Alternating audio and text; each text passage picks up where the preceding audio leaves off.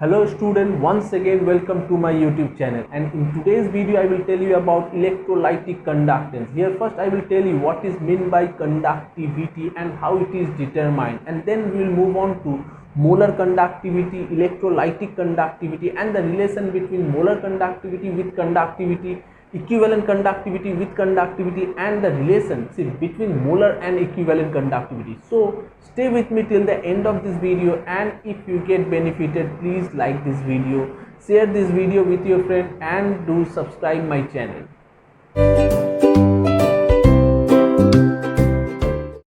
Let's start with our topic. So here we are having the first term R, that is resistance, and the term G, which is called conductance. Now the resistance is the measure of obstruction to the flow of electricity. Resistance is the measure of obstruction to the flow of electricity, whereas conductance is the ease with which electricity flows through a conductor. That means resistance and conductance, they are reciprocal to each other. So if a metal has very good conductance value, then its resistance will be less, or vice versa. If a metal is having very low resistance, that means it is a very good conductor. So we can write the mathematical expression G is equal to 1 by R. So conductance is the reciprocal of resistance. From here we can write G is equal to 1 by rho into L 1 by L by A, or G is equal to kappa into 1 by L by A. This kappa is called conductivity. So here we can write kappa is equal to G into L by A. So this is our final expression where K or kappa is called conductivity. K or kappa is called conductivity, and G is the conductance, L is the length, A is the area of cross section. Now since we are talking about electrolytic conductance, so it is the electrolytic solution. For electrolytic solution there is no length, there is no area of cross section, but we are having the length between the two electrode and the area of cross section of the electrode of the conductivity cell. So we will see how conductivity is defined. So for that we need to draw the conductivity cell. It's a very simple thing. The conductivity cell, suppose you have a solution, 2 platinum wire is attached with 2 platinum electrode. These are platinum black, means coated with finely divided platinum. This entire system is covered with a glass jacket like this.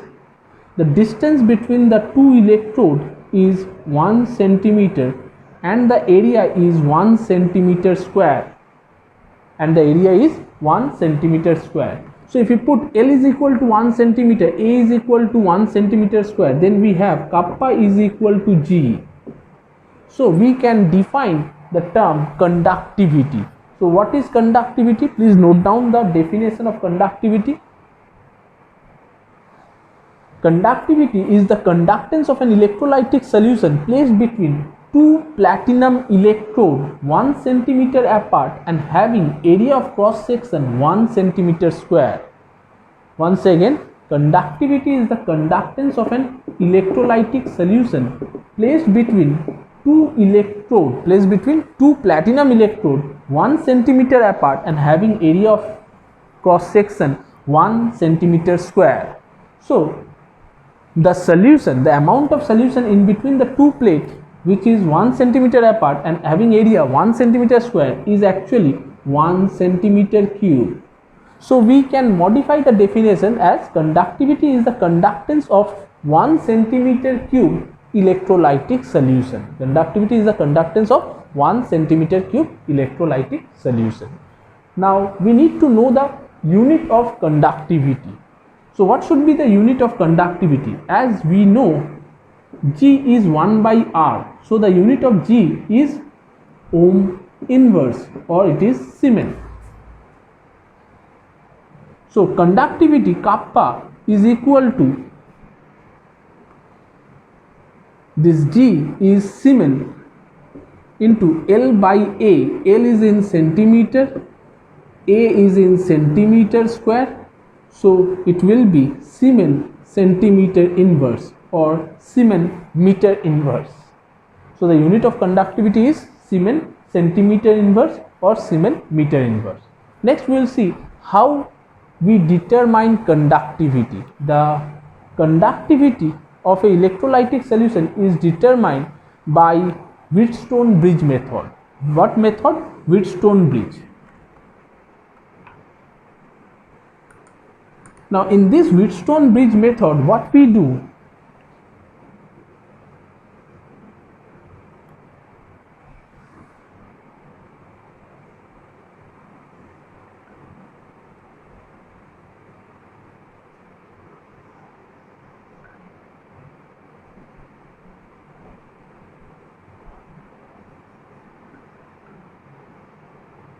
so this is resistance, say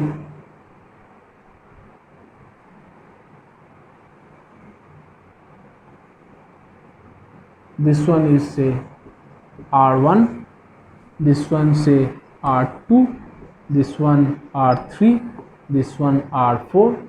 This entire thing is connected to a AC source, AC current source, not DC current source.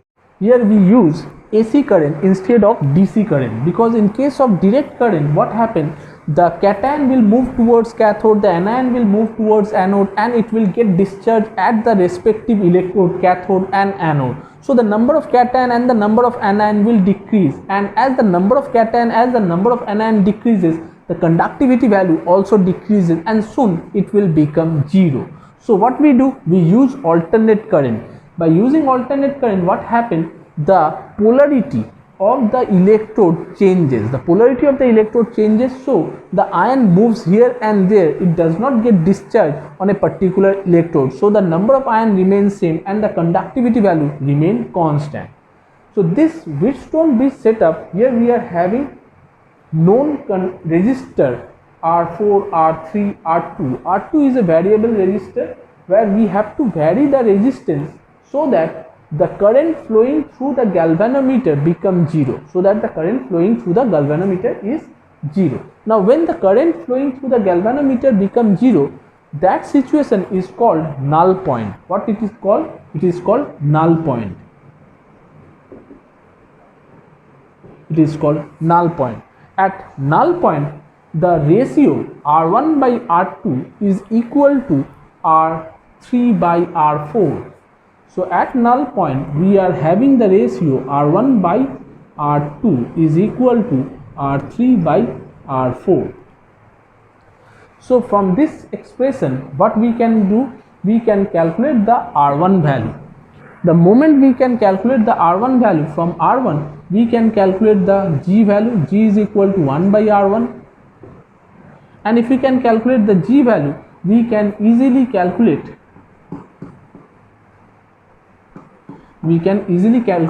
the conductivity value. Kappa is equal to G into L by A. So we can easily calculate kappa value, that is conductivity value, if you know the conductance value. Now what about L by A? This L by A is called the cell constant. Cell constant. It is called the cell constant. Why it is called cell constant? Because the manufacturer of the conductivity cell always mention the L by A value. L by A value is mentioned, the ratio of L by A value is usually mentioned on the cell, and hence it is called cell constant. It remains constant for that particular cell, because whatever cell we use it for so many solutions, not for only one solution. The cell remains constant, only the electrolytic solution we change. So by the knowledge of the resistance R1 of the conductivity cell, we can calculate the conductance, and from the conductance we can calculate the conductivity. Okay, next we will see what is meant by molar conductivity and what is equivalent conductivity, and what is the relation between conductivity and molar conductivity, conductivity and equivalent conductivity, and finally we will see what is the relation between molar conductivity and equivalent conductivity.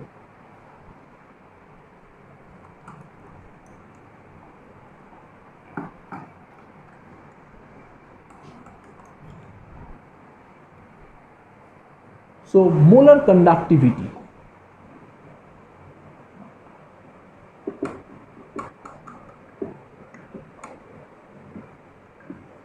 This is molar conductivity. It is denoted by lambda m. The small m, though it is small m, but it is still molar conductivity. How it is defined? So note down the definition of molar conductivity. It's very simple.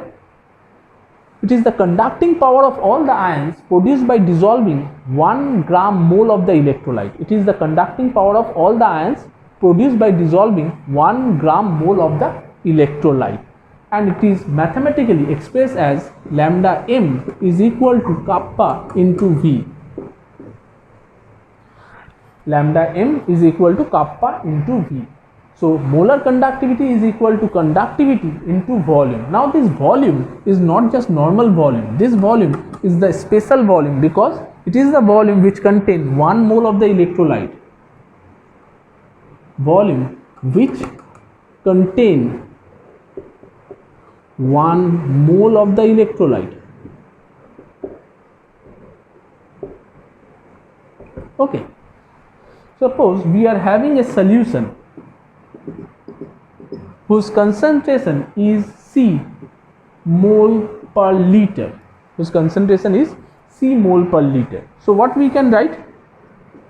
C mole is present in 1000 ml. So 1 mole is present in 1000 by C ml.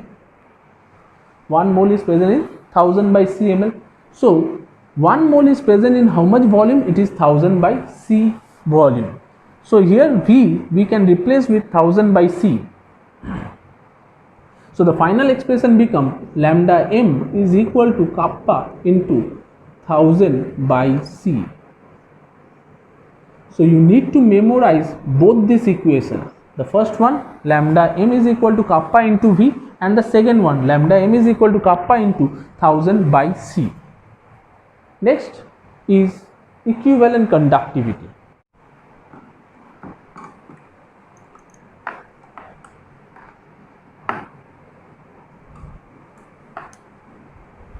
So equivalent conductivity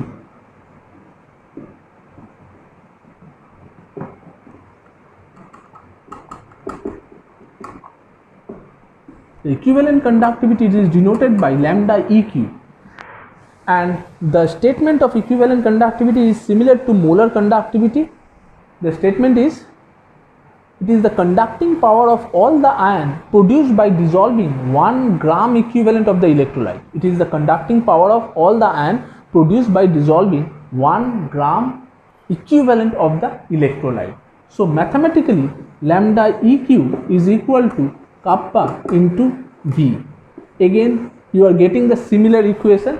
So again, if you are having a solution whose concentration in normality is say n gram equivalent per liter, then finally we will have the equation lambda eq is equal to kappa into 1000 by n.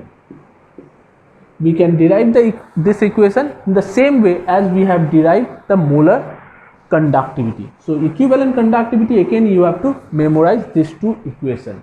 Now we will see the relation between equivalent conductivity and molar conductivity, so that whenever in a question if the solution is in the molarity strength or the solution is in normality strength and you have been asked to find out both equivalent conductivity as well as molar conductivity, you can do it very easily, not by changing the concentration in different unit, but simply from one conductivity value you can change to the other conductivity if you know the relation. Now the relation between